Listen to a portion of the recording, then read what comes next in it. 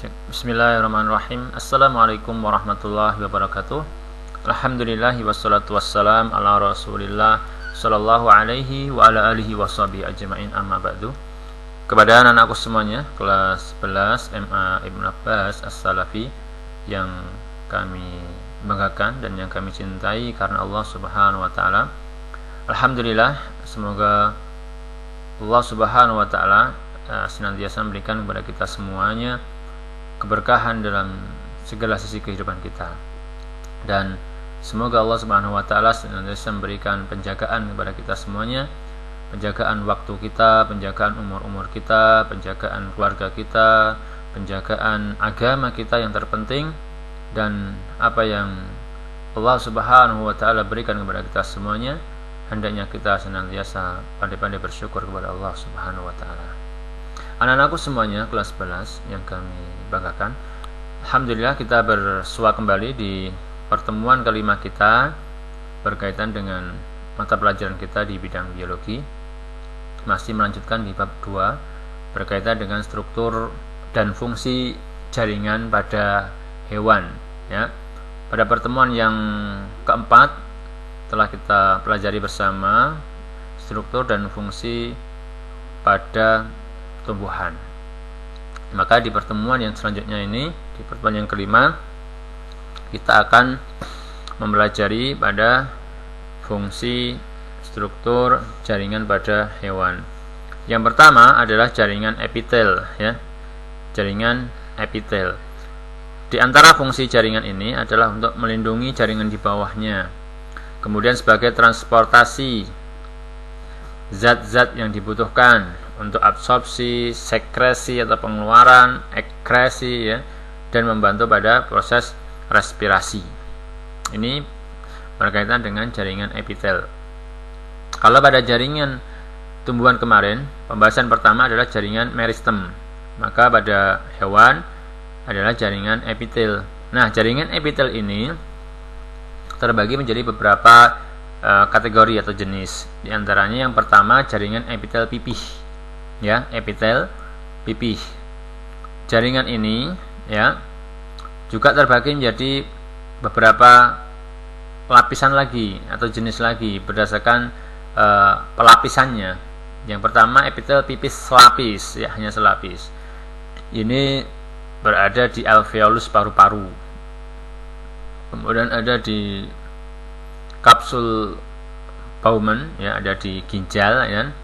Kemudian yang kedua, epitel pipih berlapis banyak, ya. Bisa kita dapati pada kulit dan rongga mulut. Kemudian yang kedua, epitel kubus. Ini juga dibedakan menjadi epitel kubus lapis, ya. Terdapat pada kelenjar. Kemudian yang kedua, epitel kubus berlapis banyak, terdapat pada bagian tubuh untuk melindungi atau proteksi absorpsi dan sekresi, semisal pada kelenjar keringat di kulit kita. Kemudian yang ketiga, epitel silindris, ada di situ berlapis dan berlapis banyak, selapis atau berlapis banyak. Kemudian epitel silindris yang berlapis banyak terdapat pada uretra, faring, laring, trakea, ya, dan kelenjar ludah. Ini epitel silindris berlapis banyak.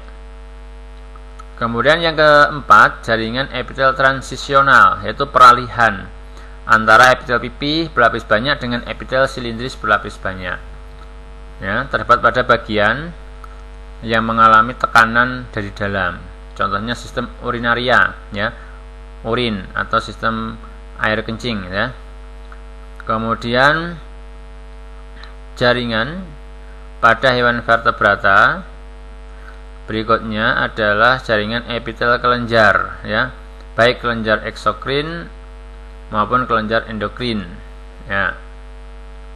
Kemudian berikutnya jaringan ikat atau jaringan penyambung. Di antara fungsinya dari jaringan penyambung ini adalah untuk menyambungkan antar jaringan. Kemudian bisa sebagai menyokong, ya, sebagai penyokong dan pembentuk struktur tubuh. Kemudian sebagai penyimpan energi, pertahanan tubuh, pelindung organ tertentu, dan transportasi cairan dalam tubuh. Nah, jaringan ikat tersusun atas bahan matriks, ya, intersel dan sel-sel penyusun jaringan ikat. Pada gambar, lihat anak-anak semuanya, ada serat kolagen, serat retikuler, serat elastis, ya. Kita bisa lihat penampakan pada jaringan ini. Nah, kemudian lanjut lagi, jaringan ikat atau penyambung ini terbagi menjadi 3 jenis, yaitu ikat sejati, ya, yang mana terbagi 2, longgar dan padat. Nah, ini perbedaannya. Jaringan ikat padat tidak teratur pada lapisan dermis kulit, jaringan ikat padat teratur pada tendon, ya. Kemudian jaringan ikat nomor 2, jaringan ikat cair, ya, terbagi menjadi jaringan darah, kemudian jaringan limfa atau getah bening. Nah, yang ketiga jaringan ikat penyokong, jaringan tulang rawan kartilago.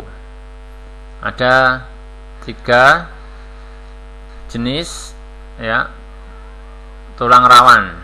Yang pertama tulang rawan hialin, yang kedua tulang rawan elastis, yang ketiga tulang rawan fibroblast. Ya. Ini penampakannya. Jaringan tulang rawan elastis yang bisa kita lihat pada daun telinga kita atau daun telinga hewan, ya. Ini elastis. Kemudian jaringan tulang rawan fibroblast terdapat pada tendon, ya, tendon. Lanjut, jaringan tulang keras atau osteon dibedakan menjadi tulang spongia atau spon dan tulang kompaks, ya. Yang terakhir jaringan otot. Nah, jaringan otot tersusun atas sel-sel atau serat otot, namanya myofibril, yang tergabung dalam berkas-berkas. Nah, 3 pembagian jaringan otot insyaallah akan kita kupas lebih dalam, yaitu ada jaringan otot polos, jaringan otot lurik, dan jaringan otot jantung. Nah, dari sini kita bisa melihat bagaimana tabel perbedaan dari ketiga jenis jaringan otot ini. Oke, kita pelajari bersama berkaitan dengan bentuk selnya dulu. Otot polos ini bentuknya gelondong. Kemudian otot rangka silindris. Kemudian otot jantung silindris dengan bagian ujung bercabang 2 atau lebih. Ukuran selnya, kalau otot polos ini kisaran 3 sampai 200 mikrometer. Kemudian otot rangka hanya 1 sampai 40 mm. Kemudian kalau otot jantung mencapai 50 sampai 100 mikrometer. Inti selnya, kalau otot polos 1 di tengah, kalau otot rangka banyak tapi di tepi, ya. Demikian juga otot jantung itu juga 1 dan berada di tengah. Kemudian pita gelap terangnya, kalau polos tentu tidak ada, ya, karena polos. Sedangkan otot rangka dan otot jantung itu ada pita gelap terangnya, sehingga seperti belang-belang, ya, ada gelap ada terang. Nah, sifat pada jaringan otot polos itu kontraksinya lambat dan tidak mudah lelah. Contoh, ya, contoh. Otot-otot pada lambung itu merupakan otot polos yang bekerja di luar kesadaran kita, ya, di luar kesadaran kita. Tanpa harus kita perintah, otot polos ini rata-rata berada di organ-organ dalam pada tubuh kita atau pada organ dalam pada hewan. Sifatnya memang lambat tapi tidak mudah lelah. Contoh dalam hal ini lambung ya tadi. Kemudian kalau otot rangka ini berada di bawah kendali kesadaran otak kita ya. Sehingga aktivitas kontraksinya cepat, kemudian kuat tapi mudah lelah. Contoh otot-otot rangka yang melekat pada tulang kaki ya. Ketika kita lari ya, itu gerakannya bisa cepat, kuat, tapi seiring berjalannya waktu akan mudah lelah ya, capek dan seterusnya. Beda hanya dengan otot lambung tadi ya, continue ya, tapi lambat ya dan tidak mudah lelah. Kemudian yang terakhir otot jantung, ini cukup kuat, sifatnya juga otomatis dan tidak mudah lelah. Nah, ini beberapa perbedaan dari ketiga jenis otot polos, lurik, dan jantung. Nah, letaknya otot polos sebagian besar pada saluran pencernaan, dinding pembuluh darah, dan beberapa organ-organ dalam tubuh kita. Kalau otot rangka jelas melekat pada beberapa tulang rangka. Kalau otot jantung memang berada di jantung. Nah, ini perbedaan dari otot polos, otot lurik, dan otot jantung ya. Kemudian masuk pada jaringan berikutnya adalah jaringan saraf. Jaringan saraf tersebar di dalam tubuh paling banyak 98% pada susunan saraf pusat otak dan medula spinalis atau sumsum tulang belakang. Fungsinya untuk menghimpun rangsangan dari lingkungan, mengubah rangsangan menjadi impuls saraf dan memberikan jawaban atau respon ke organ efektor. Nah, ini gambaran pada jaringan saraf ya. Jaringan saraf. Kemudian masuk bagian yang kedua, organ pada hewan. Organ merupakan sekumpulan dari beberapa jaringan yang memiliki bentuk dan fungsi yang bersama ya, untuk melakukan sebuah fungsi tertentu. Ada organ dalam, organ luar ya, semisal telinga, mulut, paru-paru, lambung, jantung, dan seterusnya. Kemudian yang ketiga, sistem organ pada manusia juga sangat banyak sekali. Ada sistem gerak, sistem limfa, pencernaan, ekskresi, hormon, saraf, reproduksi, dan seterusnya. Yang berikutnya pembahasan sel punca atau stem cell ya. Insyaallah ini akan kita bahas secara cepat saja ya. Jenis-jenis sel punca terbagi dua, yaitu embrionik dan dewasa. Nah, ini kemampuan diferensiasi sel punca embrionik dengan sel punca dewasa. Nah, potensinya sebagai berbagai macam penyakit ya, yang degeneratif atau penyakit akibat kerusakan sel dalam jaringan organ, sifatnya irreversible ya, tidak bisa kembali ke semula. Contoh penyakit degeneratif diantaranya adalah stroke, yaitu gangguan pasokan darah ke otak. Kemudian diabetes mellitus, gangguan metabolisme insulin ya, aterosklerosis atau peradangan pembuluh darah, dan seterusnya. Kemudian yang berikutnya, terapi menggunakan sel punca bersifat permanen ya. Kemudian teknik transplantasi ya, sel punca untuk regenerasi sel pankreas menghasilkan insulin. Ya, ini sebagai pengayaan aja, tambahan untuk kita semuanya.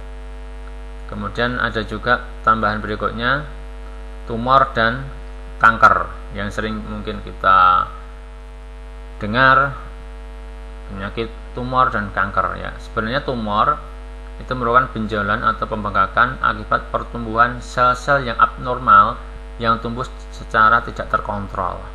Jadi ada dalam bahasa kita adalah daging tumbuh ya, di mana sel-sel yang ada pada bagian tubuh kita membentuk sebuah benjolan diakibatkan dari tumbuh kembang sel-sel dalam tubuh kita yang abnormal tapi tidak terkontrol. Nah, terbagi menjadi dua, yaitu tumor jinak dan tumor ganas. Nah, tumor yang ganas inilah yang dinamakan dengan kanker ya. Nah, beberapa penyebab terserang tumor atau kanker, di antaranya ada faktor keturunan, faktor lingkungan, faktor makanan yang Masya Allah ya, zaman-zaman ini banyak sekali kandungan bahan kimiawi yang berbahaya sehingga menimbulkan ya sel tumor atau sel kanker ini. Kemudian ada virus, ada infeksi, gangguan hormonal, faktor kejiwaan ya, stres, emosional dan seterusnya, serta radikal bebas yang memang ya saat-saat ini kita bisa merasakan sendiri bagaimana radikal bebas ya dan juga bahan-bahan kimia yang terkandung dalam berbagai macam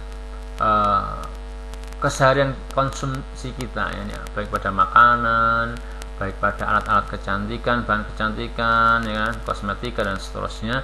Ini banyak sekali yang menjadikan penyebab daripada tumor dan kanker. Anak-anakku semua kelas 11 yang kami banggakan, alhamdulillah tidak terasa di pertemuan kelima ini kita sudah selesai pada bab kedua berkaitan dengan struktur dan fungsi jaringan hewan dan tumbuhan. Alhamdulillah, kita tutup majelis kita dengan doa kafaratul majelis. Subhanakallah wa bihamdik asyhadu an la ilaha illa anta astaghfiruka wa atubu ilaik. Kurang dan lebihnya kami mohon maaf. Assalamualaikum warahmatullahi wabarakatuh.